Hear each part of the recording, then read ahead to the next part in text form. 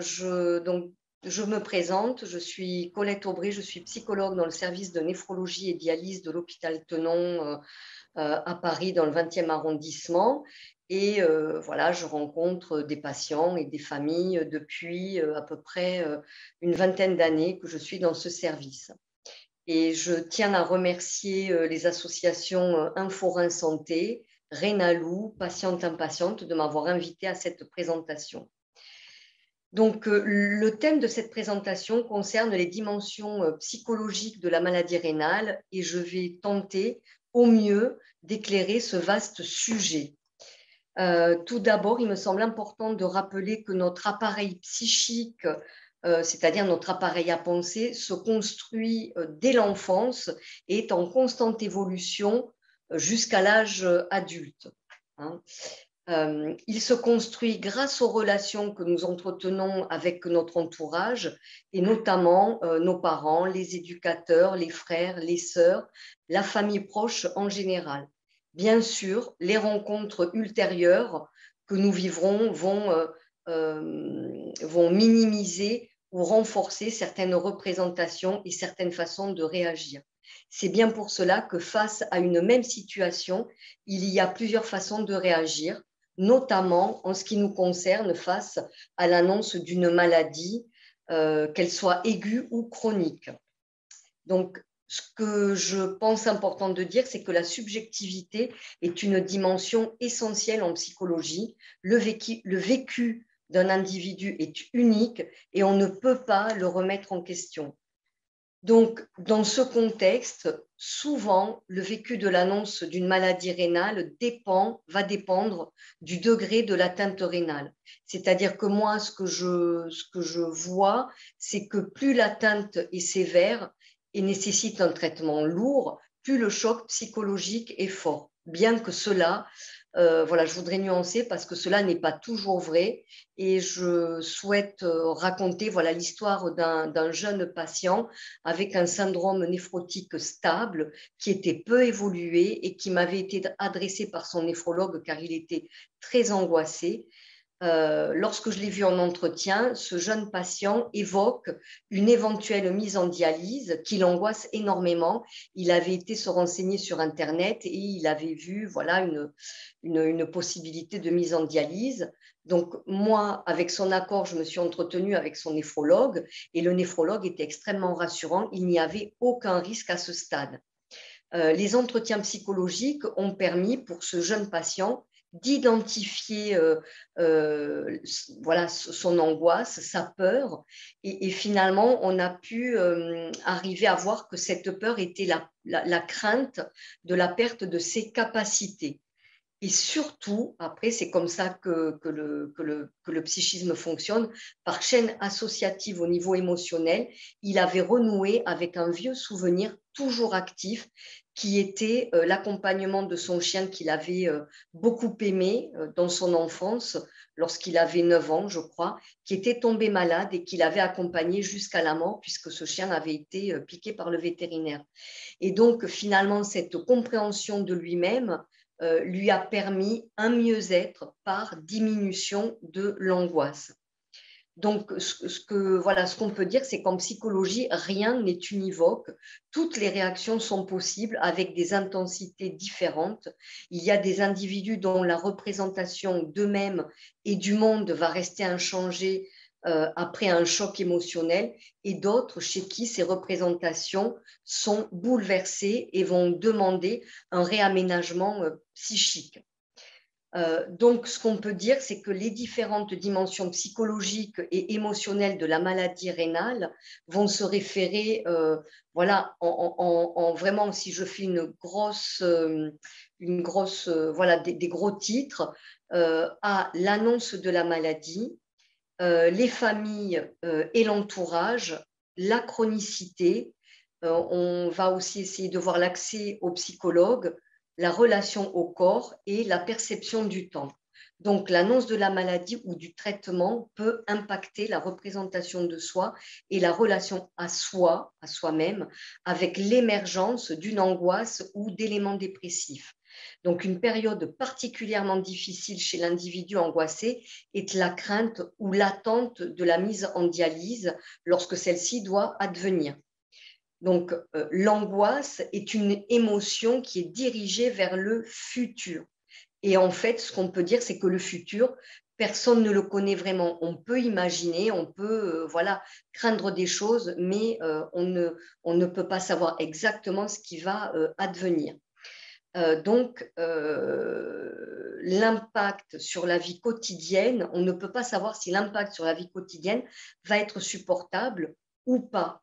Mais lorsqu'on est angoissé, on va anticiper le pire. Les personnes angoissées pensent toujours au pire. C'est une manière de se préparer, de se protéger. Voilà, on est toujours prêt. Par contre, c'est coûteux en termes d'énergie. Donc, on peut imaginer que la vie ne sera plus vivable et ce faisant, on se perçoit comme incapable de faire face. Et notre cerveau va enregistrer ce mot comme incapable. C'est ce qui déprime et angoisse encore plus. Comme le jeune homme, voilà, dont je vous ai parlé tout à l'heure, qui avait vraiment cette angoisse de perte de ses capacités. Donc, l'important est de parvenir à identifier ce qui fait peur et de voir si en effet on est capable ou incapable d'y faire face.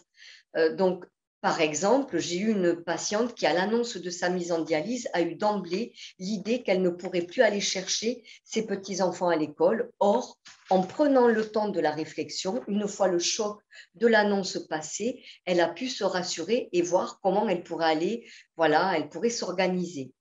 Un autre exemple est une patiente que j'ai vue il n'y a pas très longtemps et qui avait, voilà, que j'ai vue après sa consultation d'information sur les traitements de dialyse, qui est vraiment une épreuve parce que cette consultation annonce une vie dont la personne ne veut pas.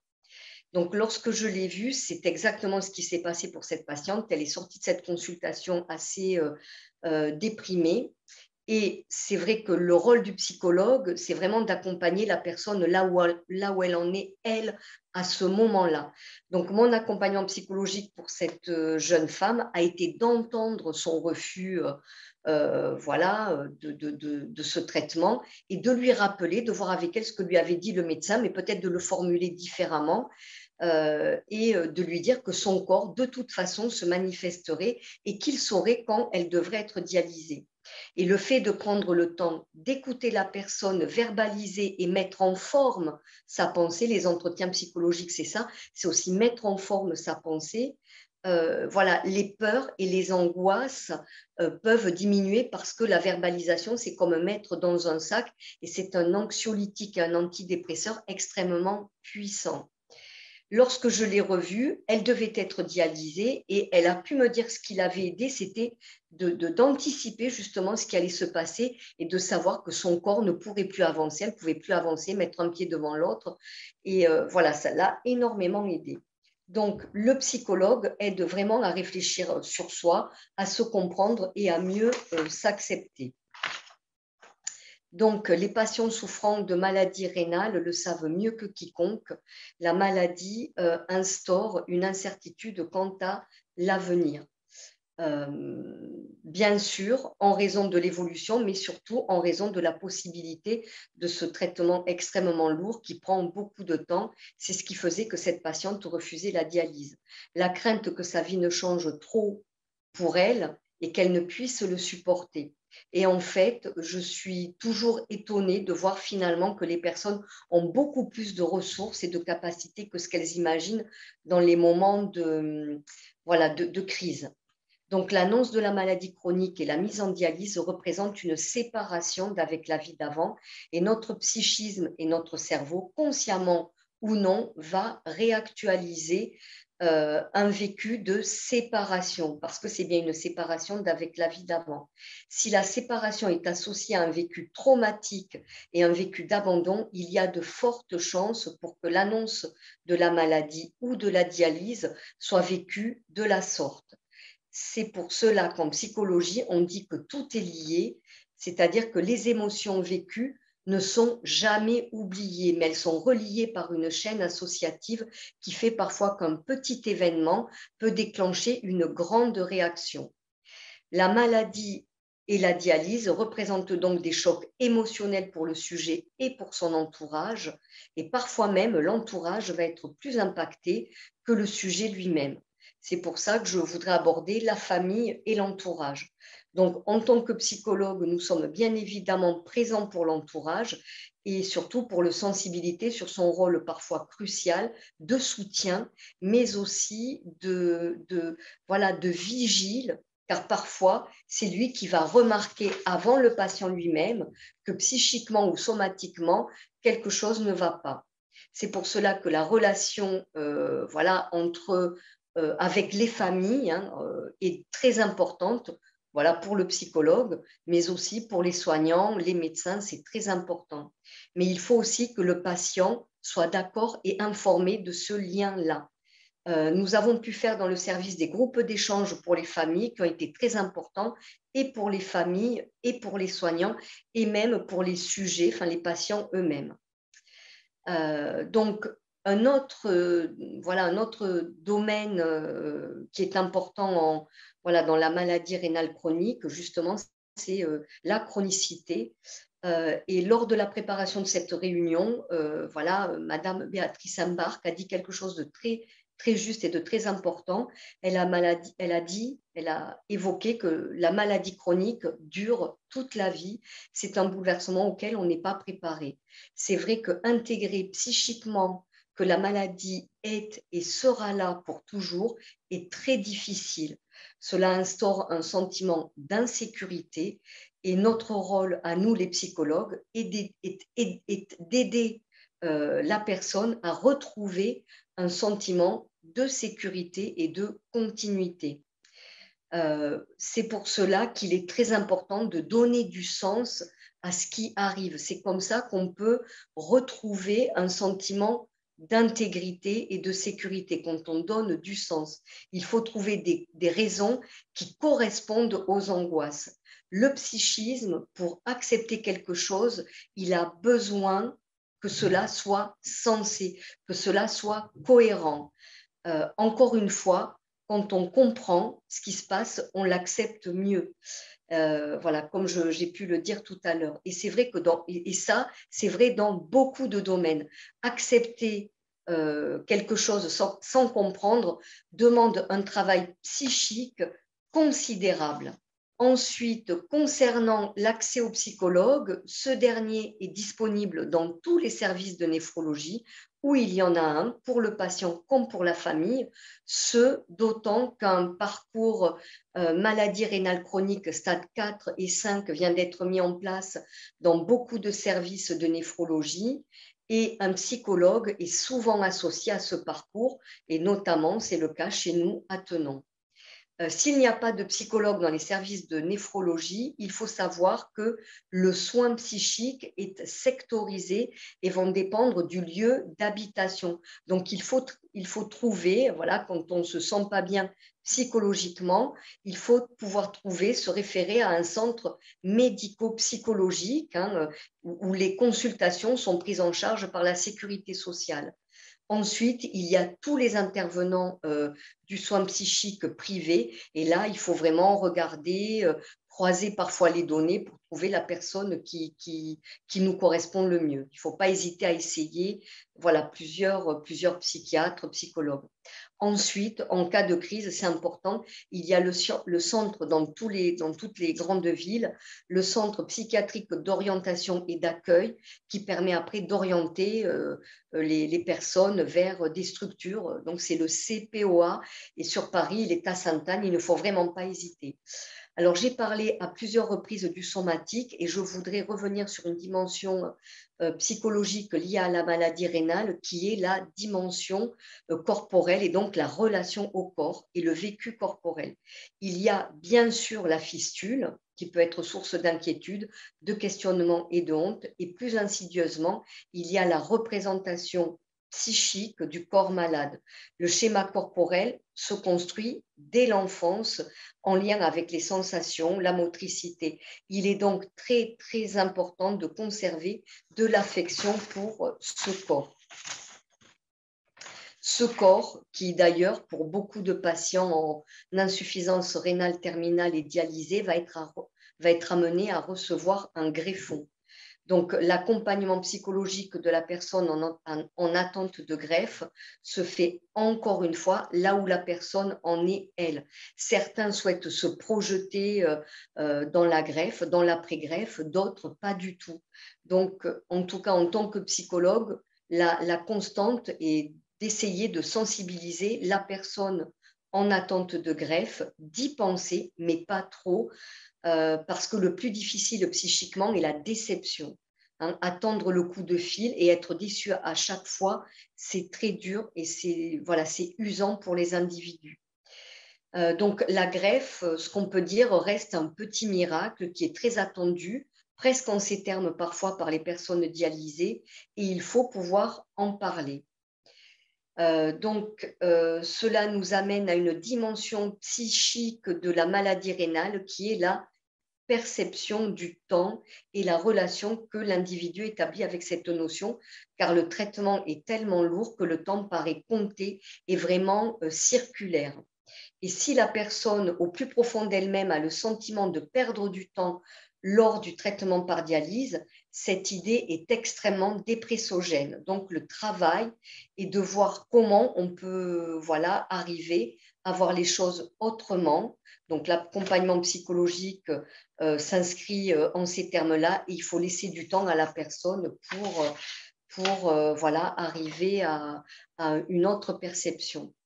Et je voudrais également évoquer un thème qui a été soulevé lors de la préparation de cette réunion, qui est la relation aux soignants et à l'équipe, qui souvent se passe bien, mais la chronicité peut faire que la personne va avoir des relations parfois très fréquentes et parfois très intimes avec son néphrologue et l'équipe. Lorsqu'elle est dialysée, il y a une proximité psychique qui fait qu'il y a aussi une proximité physique qui fait qu'il y a une proximité psychique. Et souvent, quand on se connaît bien, on se permet des choses qu'on ne se permettrait pas ailleurs. C'est un peu comme en famille, donc c'est important de pouvoir en parler.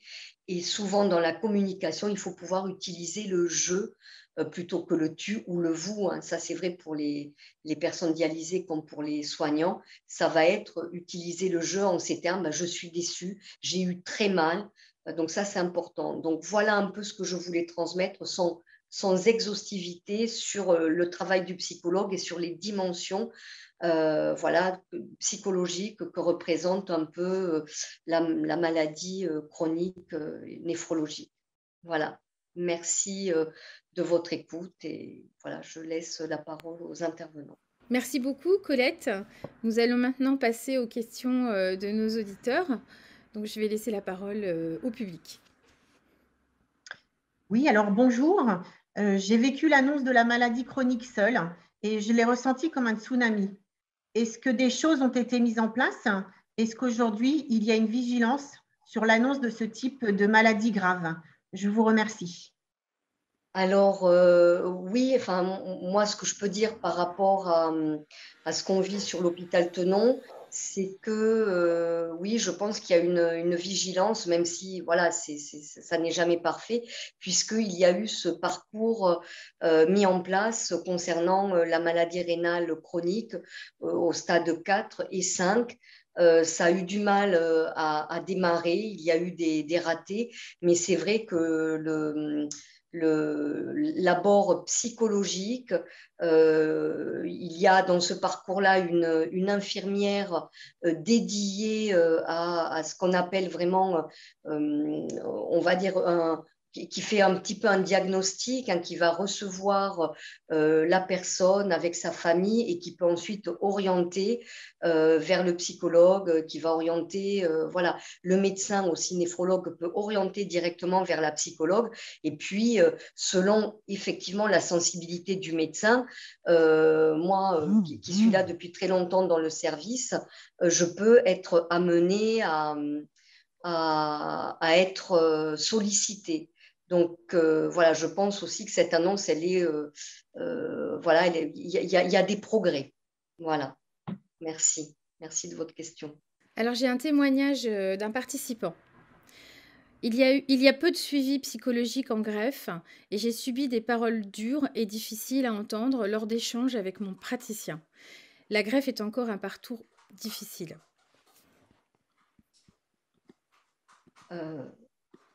Alors oui, bah, c'est vrai que ce témoignage est toujours d'actualité, hein. C'est vrai que je pense qu'il y a un petit peu, comme je le disais dans la présentation, parfois un décalage entre ce que va annoncer le médecin, qui pour lui fait partie de son quotidien, et le vécu parfois des sujets où vraiment la vie est complètement bouleversée. Donc, oui, le parcours de greffe est un parcours très difficile. C'est vrai, vous avez absolument raison.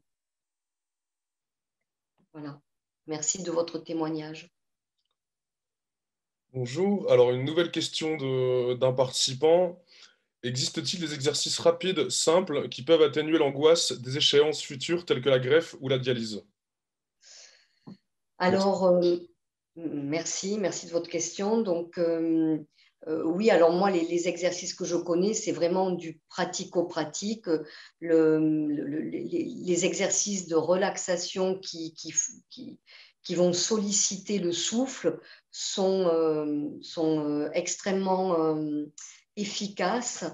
Mais c'est vrai qu'il faut s'entraîner parce que voilà, le stress est une réaction automatique, hein, qu'on ne perd jamais, nous tous. Nous sommes soumis au stress. Par contre, les réponses pour pouvoir gérer ce stress, elles peuvent être soit physiologiques, et donc grâce aux techniques de respiration, soit aux techniques de pensée, mais il faut vraiment travailler, puisque comme je le disais dans la présentation, le stress est aussi un questionnement lié au futur. Hein, est-ce que je vais y arriver? Est-ce que je vais être capable? Donc, soit on va au bout de ce questionnement et on essaye de voir si on est capable, soit on essaye de travailler sur les techniques respiratoires qui sont très efficaces dans les gestions du stress.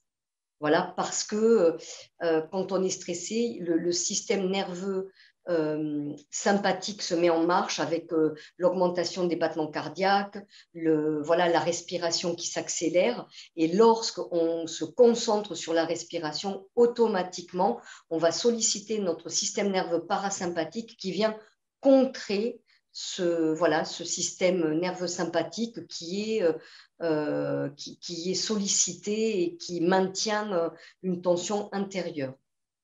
Donc voilà ce que je peux conseiller, mais ça n'est pas, voilà, ça n'est pas magique, et parfois pour certaines personnes ça n'est pas adapté. Il faut tester. Voilà, merci de votre question. Merci Colette. À présent, un témoignage d'un participant. Donc, vous pouvez, même si ce n'est pas une question, hein, y répondre.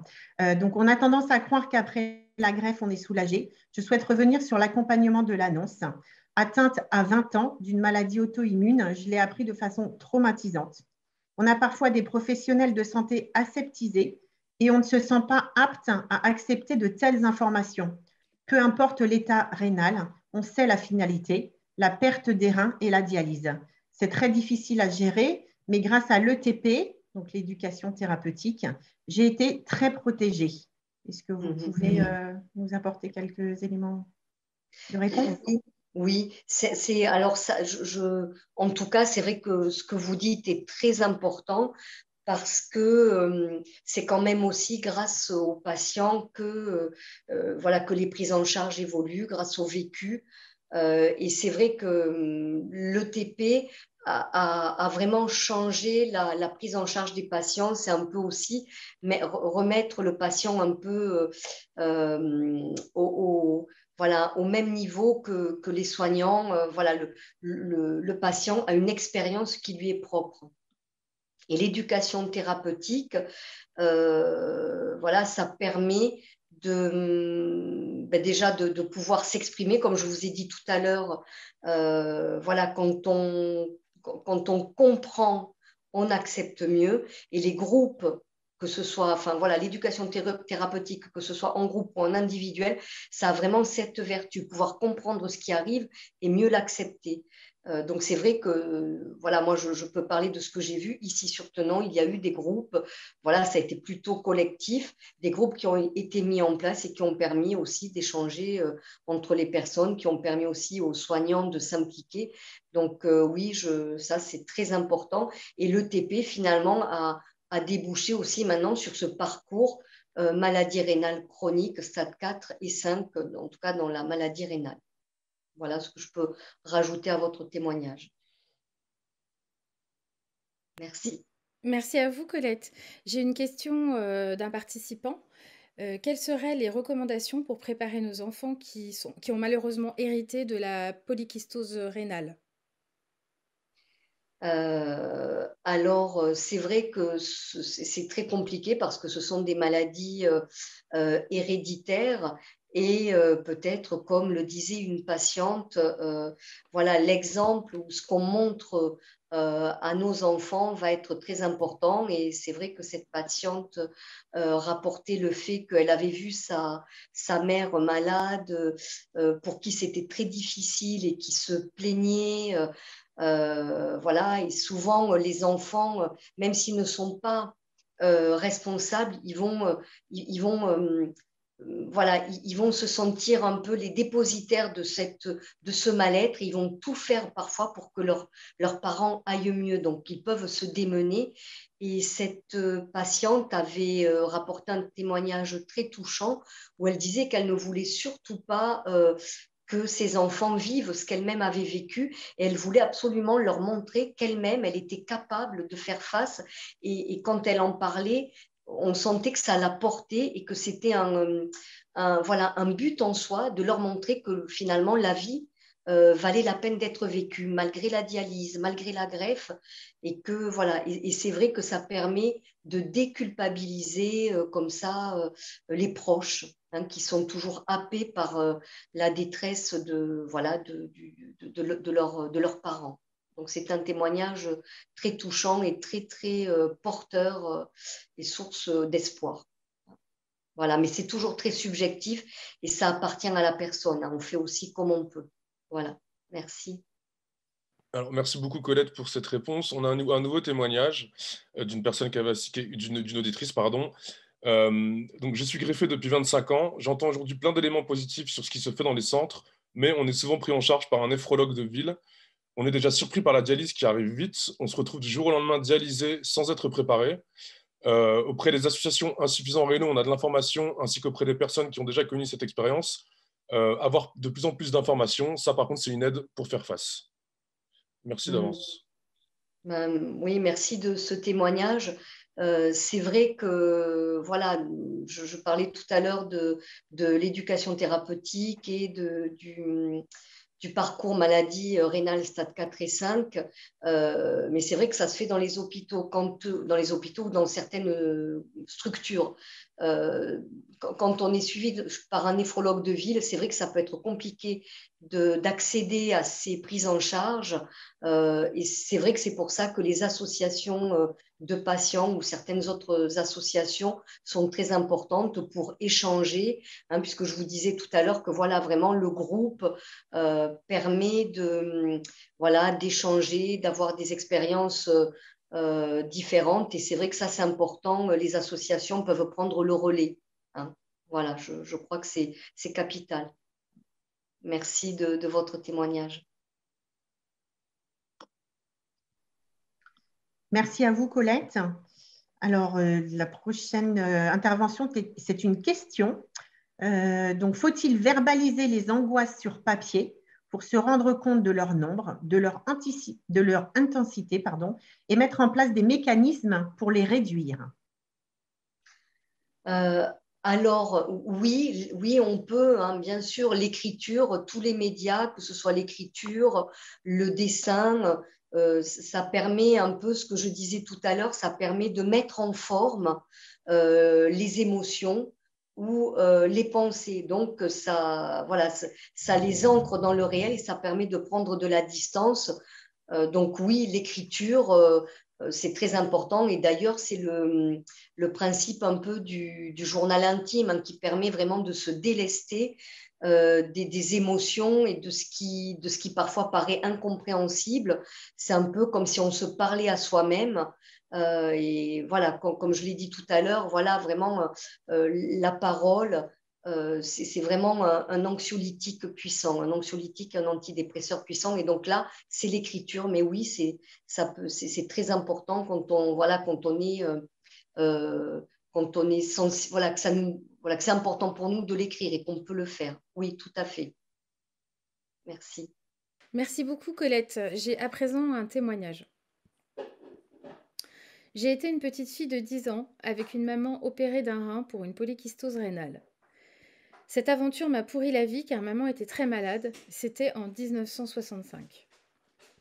À 25 ans, j'ai su que j'étais atteinte de cette maladie et que je devais rentrer en dialyse. Aujourd'hui, mon fils a 33 ans et ma sœur 50 et sont aussi atteints. Depuis ce jour-là, j'ai décidé que je vivrais bien cette épreuve, ma dialyse et après la greffe, pour que eux puissent se dire qu'il est possible de vivre bien, même avec ça. Ça m'a donné énormément de force. Je ne voulais pas que mon fils ait cette image d'une maman anéantie et malgré cette volonté de faire les choses, il voyait bien qu'en dialyse péritonéale, je n'étais pas du tout au mieux de ma forme. Pour nos enfants, essayer de vivre cela au mieux, le plus positivement possible, pour leur dire, voilà, c'est possible de vivre bien avec ça. Ce n'est pas parfait, mais c'est possible. Oui, merci pour ce témoignage. Et c'est un petit peu ce que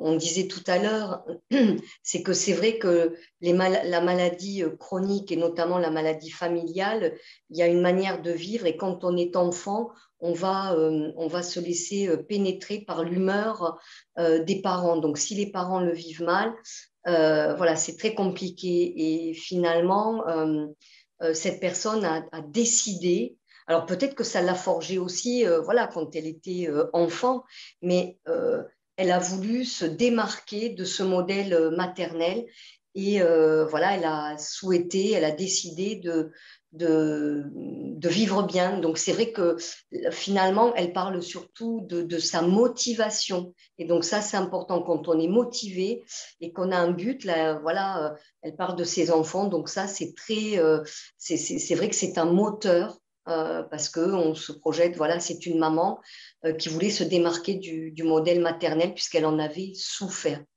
Donc, voilà, tout est possible, hein, c'est ce que je disais dans la présentation, l'individu est unique et bon, c'est à respecter. Merci pour ce beau témoignage. Merci beaucoup, Colette, pour cette intervention. Une nouvelle question d'un auditeur. Donc, j'ai une question sur le parcours de soins de l'hôpital Tenon. Que prend-il en considération? Comme tous les aspects de la vie sont impactés, professionnellement et socialement, est-ce que, par exemple, la dégradation de la situation professionnelle est accompagnée? Sommes-nous orientés vers des services et personnes compétentes et utiles? Merci beaucoup. Alors, c'est vrai que sur l'hôpital Tenon, bon, le service est une grosse structure. Donc, oui, il y a un accompagnement, alors professionnel, peut-être pas, mais en tout cas, nous avons des assistantes sociales qui peuvent mettre en place toutes les démarches, si besoin, pour voir comment la personne voilà, peut s'organiser dans les débuts. Est-ce qu'il faut le dire voilà, à l'employeur? Est-ce qu'il faut des certificats? Donc, voilà, pouvoir en parler avec d'autres patients ou avec la psychologue ou avec le médecin, ça c'est important. Mais oui, l'assistante sociale est très souvent sollicitée dans ce contexte-là, si il faut être voilà, mis soit en mi-temps thérapeutique, que ce soit l'assistante sociale ou le médecin. Donc vraiment, oui, les certificats sont faits et la personne est accompagnée. Mais c'est vrai que je sais que ça n'est pas partout, hein, et que des fois c'est compliqué d'avoir les bonnes informations. Voilà. Merci pour cette question. Merci à vous, Colette. Et du coup, j'en profite parce que je vois qu'il y a effectivement dans le chat une autre question qui vient un petit peu, qui est un petit peu sur le même thème, à savoir, mon médecin généraliste me déconseille de dire à mon employeur que je suis en IRC. Qu'en pensez-vous? Merci d'avance pour votre réponse. Alors, c'est vrai que là, je n'aurai pas de réponse parce que c'est vraiment très, très personnel, c'est très subjectif et ça dépend de ce que la personne, enfin l'employé, voilà, quelle est la relation qu'il a avec son employeur. Donc, vraiment, chaque cas est particulier. Après, ce que l'on, enfin, en tout cas, moi, ce que je dis aux personnes en face de moi dans ce contexte-là, c'est que la maladie est vraiment, ça lui appartient. On n'est pas obligé d'en parler d'ailleurs, ni à son employeur, ni à qui que ce soit d'autre, hein, que ce soit la famille ou les amis. C'est vraiment très subjectif, donc il faut vraiment le sentir. Il y a des cas peut-être où on peut le dire, et il y en a d'autres peut-être voilà, où ça peut être préjudiciable de le verbaliser à l'employeur. Donc vraiment, il faut avancer à tâtons. Donc là, pour le coup, je n'ai pas de réponse. Il n'y a pas de réponse univoque. Voilà. Merci. Merci beaucoup, Colette, pour cette nouvelle réponse. On a une nouvelle question, effectivement, sur l'aspect psychologique. Alors, pour un suivi psychologique en lien avec la maladie rénale, faut-il privilégier un psychologue clinicien? Merci par avance pour votre réponse. Alors, oui, on peut privilégier un psychologue clinicien, mais clinicien, normalement, tous les psychologues le sont, en tout cas pour la prise en charge d'une pathologie ou même d'un mal-être psychologique, puisqu'il y a, après, il y a les psychologues du travail, il y a les neuropsychologues. Donc, les psychologues cliniciens, ce sont vraiment toutes les personnes qui vont voilà, être auprès et prendre en charge grâce à l'entretien clinique le sujet.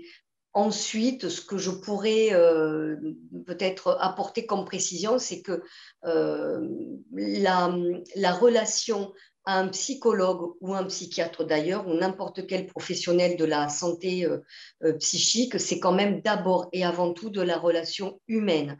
Donc, voilà, il faut pas hésiter à essayer un psychologue ou un psychiatre ou quelqu'un qu'on nous a conseillé ou chercher tout seul. Hein, même parfois, les pages jaunes peuvent être un bon, voilà, un bon support pour trouver un bon psychologue. Donc, c'est d'abord de la relation humaine. Il faut vraiment qu'il y ait une bonne alliance, hein, puisque c'est vraiment le marqueur de l'efficacité d'une thérapie, toute orientation confondue, c'est vraiment l'alliance thérapeutique. On peut aller voir un psychanalyste, on peut aller voir un psychologue orienté cognitivo-comportementalisme, voilà, quelqu'un qui va faire plutôt de l'intégratif. Voilà, il y a différentes orientations, mais ce qui est vraiment le marqueur de l'efficacité, c'est l'alliance thérapeutique. C'est vraiment comment on se sent avec le psy en face. Donc, il ne faut pas hésiter à changer si besoin. Mais voilà, il faut essayer. Oui, tous les psychologues sont, voilà, dans cette prise en charge, sont plutôt cliniciens. Voilà. J'espère avoir répondu à la question. Merci beaucoup, Colette. Merci. Alors, j'ai un nouveau témoignage. Pour revenir à ce qui a été dit sur la difficulté de l'étape de l'annonce, pour avoir vécu les 3, c'est une difficulté personnelle. On n'est pas que des malades ou un salarié ou un membre de la famille avec un rôle. À aucun endroit, l'ensemble n'est pris en compte. À aucun endroit, on ne nous prend dans notre ensemble avec tous ces éléments-là. Chez le médecin, on nous dit que votre rein va bien, mais quid de l'invalidité, du mi-temps thérapeutique, de la MDPH? J'ai proposé de témoigner de mon expérience et on ne m'a pas entendu. On a besoin de témoignages, d'entendre l'expérience de nos pairs. Je viens dans les visios associatives, dans le groupe pour cela. C'est ce côté morcelé qui nous atteint, devoir gérer tout ceci de façon parcellaire. Ce tout, on ne le retrouve nulle part. Les difficultés de greffe, les informations non connues, il manque un espace global d'échange. Il manque un accès à d'autres patients qui vivent la même chose que nous. Mm. Bien, merci pour ce témoignage. Et c'est vrai que voilà, enfin, le vécu morcelé est très, très fort et très parlant. C'est vrai que votre témoignage est, oui, je pense qu'il parle à beaucoup de patients. Ensuite, je pense, ce qui est dit souvent, c'est que c'est peut-être le rôle aussi des associations de pouvoir fédérer et peut-être centraliser tous ces aspects, puisque dans les associations, voilà, il y a des vécus, toujours ce vécu unique, et souvent, voilà, le partage, comme vous disiez, entre pairs est très important. Donc, oui, c'est peut-être le rôle des associations de centraliser un peu tout ça, et le vécu médical, et le vécu émotionnel, et les conseils ou les astuces voilà, pour s'organiser, pour pouvoir avancer. Donc, vraiment, les rôles des associations sont très importants et font vraiment avancer aussi le côté médical. Hein. Donc, je crois que c'est le rôle des associations, peut-être, où on peut trouver ce condensé. Voilà, merci. Merci à vous, Colette. Et donc, on a une dernière intervention d'une personne. Donc, allons-y. Donneuse vivante, j'ai donné un rein à ma sœur. Je m'entends très bien avec elle et nous sommes très proches. Depuis le Covid et le confinement, ma sœur ne veut plus ou ne peut plus me parler de sa maladie, ni à moi ni aux autres membres de ma famille. Je ne sais pas pourquoi elle réagit comme ça. Elle n'a pas envie d'en parler et je ne les comprends pas. Mm. Alors, c'est vrai que là, il y a, en tout cas dans ce témoignage, c'est vrai qu'il y a l'aspect du Covid qui a, enfin, cette maladie a révélé, voilà, en tout cas, a entraîné, comment je dirais, a révélé beaucoup de failles chez les sujets qui peuvent être vulnérables. Et tout à l'heure, dans la présentation, j'ai dit qu'au niveau émotionnel, le sujet n'oubliait rien. Donc, c'est vrai que la greffe est un moment émotionnel, surtout la greffe intrafamiliale est un moment émotionnel très, très fort. Et voilà, en tout cas, il y a peut-être des choses, et voilà, un moment très, très fort, mais peut-être aussi une grande vulnérabilité. Hein. C'est un moment bouleversant. Et peut-être que ce Covid, en tout cas, cette période-là, réactive un moment extrêmement difficile voilà, pour la receveuse. Et voilà, vraiment, ce virus-là et ce qu'il entraîne d'angoisse voilà, de séparation, de mort, voilà, est très, est vraiment majeur et peut réactiver voilà, une manière de réagir et des failles compensées parfois cicatrisées au niveau émotionnel, au niveau psychologique et finalement qui ressurgissent. Donc, oui, je crois que c'est très compliqué et c'est vrai que dans ces cas-là, si la personne refuse, voilà, on ne peut pas la forcer. Et c'est vrai que même si c'est quelqu'un qu'on aime fort, fort, fort et à qui on a donné son rein, voilà, c'est vrai qu'il faut accepter en tout cas sa temporalité à elle et cette réactivation. Donc, bon, le seul conseil peut-être, c'est de pouvoir ne pas lâcher et pouvoir solliciter et dire en tout cas voilà, que vous en souffrez. Ça, c'est important de verbaliser. Voilà, je ne sais pas si j'ai pu rebondir un peu sur ce témoignage très fort, mais voilà, c'est ce que je peux dire. Si, merci beaucoup Colette, hein. Merci d'avoir accepté déjà de nous avoir fait cette intervention sur un sujet qui est quand même extrêmement délicat et qui touche énormément de personnes. Donc voilà, donc je tenais aussi à vous remercier et je laisse Séverine et Antoine peut-être faire de même. Oui, non, bah, un grand merci à vous, Colette. C'était très intéressant de faire ça avec vous et de préparer tout ça avec vous. Et je tenais aussi, parce qu'il est pas là aujourd'hui, dire merci à Christian Baudelot, qui était un peu à l'initiative de cette rencontre. Donc, Christian Baudelot, vice-président de Renalou. Et voilà, donc, vu qu'il est absent aujourd'hui, un petit mot pour lui. Et voilà, encore merci à vous, en tout cas. Oui, effectivement, un grand merci pour votre participation, la préparation, etc. C'est vrai que ça a demandé du travail, mais c'est vrai que pour les personnes qui ont participé, à cette visio et les personnes qui pourront accéder au replay. C'était vraiment un travail voilà, important en amont et je pense que ça va vraiment intéresser toutes les personnes qui écouteront votre intervention et les questions et témoignages des différents participants. Donc, un grand merci. Et puis, moi, j'en profite effectivement, n'étant pas membre d'une association, pour remercier une nouvelle fois Rénalou, Info Santé et puis Patiente Impatiente, parce que c'est vrai que c'est vraiment un apport très important pour les malades que d'avoir ces associations qui nous permettent d'avoir ce genre de témoignages et des experts comme vous pour venir nous renseigner sur des thèmes tels que l'aspect psychologique de cette maladie. Donc, encore un grand merci. Oui, ben, moi aussi, en tout cas, je renouvelle voilà, mes remerciements. J'ai eu beaucoup de plaisir à partager ce moment avec vous tous.